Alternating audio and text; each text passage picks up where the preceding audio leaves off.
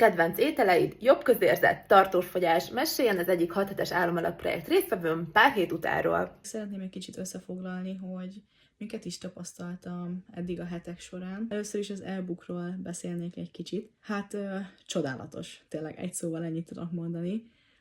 Annyi tudás és annyi anyag van benne, hogyha valaki elolvassa, akkor szerintem kérdőjel nem marad benne.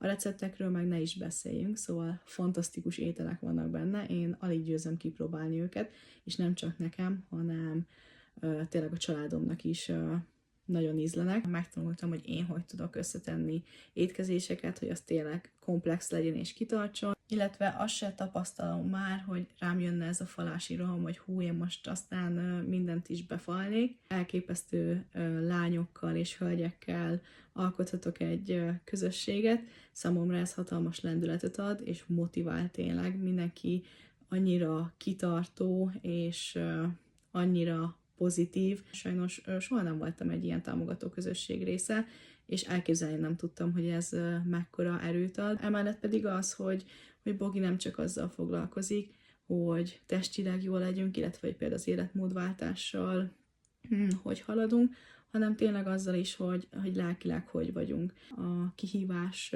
felénél -2 kilóval mutat kevesebbet a mérleg. Látszatra nekem egy kicsit többnek tűnik, úgyhogy nagyon kíváncsi leszek majd, hogy a centik mit fognak mutatni. Kevesebbszer puffadok, sokkal tisztább lett a bőröm, jobb a közérzetem, sokkal jobban érzem magam a bőrömben. Mindenkit csak bátorítani tudok arra, hogy elinduljon a saját kis útján. Ha eddig fontolgattad, ne habozz, ugyanis idén még készülök nektek kihívásokkal is, az e-book pedig végig segít az úton.